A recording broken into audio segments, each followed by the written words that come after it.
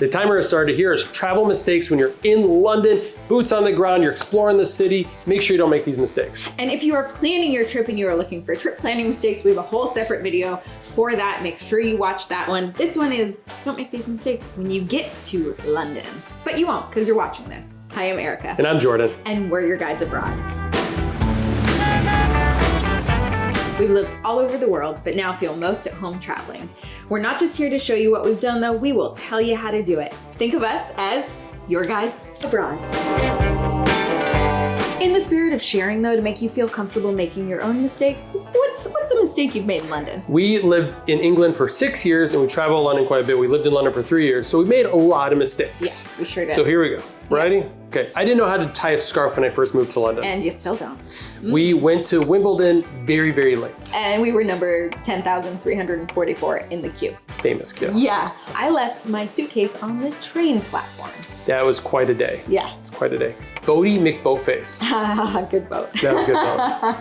We went stand-up paddleboarding in Little Venice. That was kind of gross. We adopted a British dog. Oh, she wasn't a mistake. She was the sweetest ever. She was the best. Yeah. All right, here we go. Travel mistakes. Let's jump in.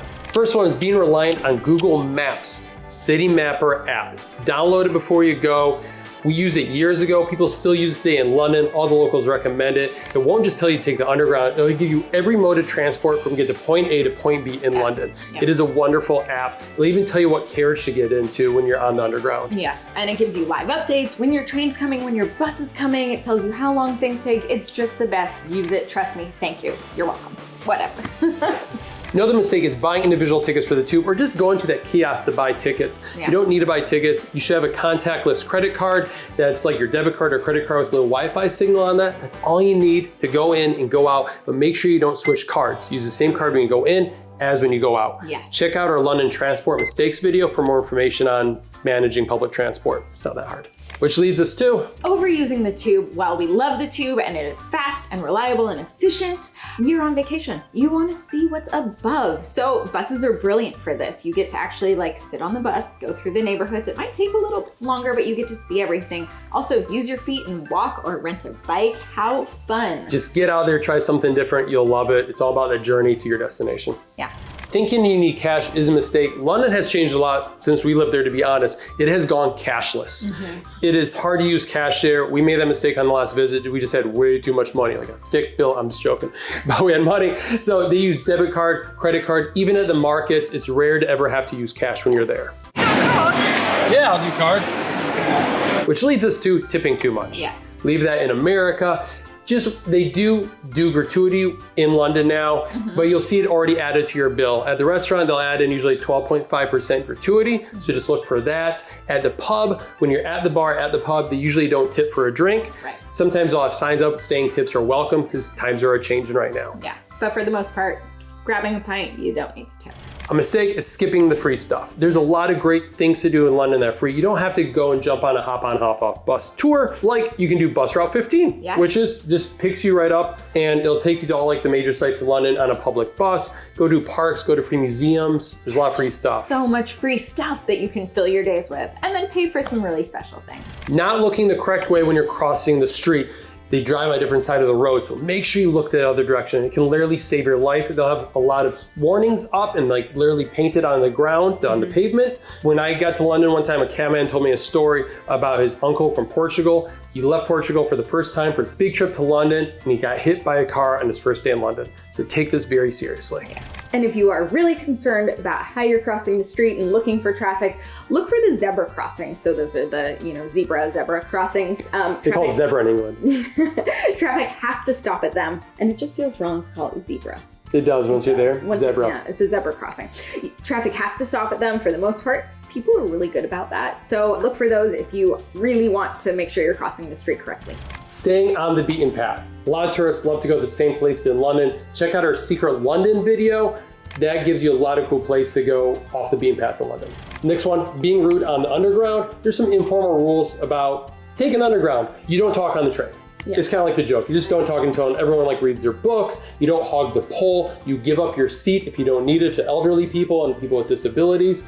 There are certain signs for that. You'll see those chairs. Yeah. Move fast through the security lines. or the queue lines, have your contactless card ready to go. Don't block those areas. And it's best as a visitor to avoid the rush hour, yeah? I was gonna say, when you're going up the escalator, you stand on the right, Oh, you that's a walk good on the one. left.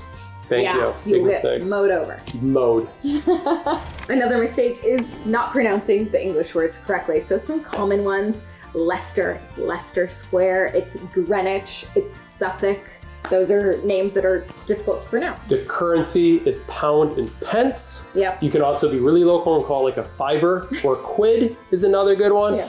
Don't ask for the bathroom. They'll giggle and say, oh, you want to take a bath? I got that a lot. Yeah. It's called loos or toilets. It's another one. It's always polite to ask somebody before you pet their dog, but they call it stroking your dog. So you have to say, may I stroke your dog?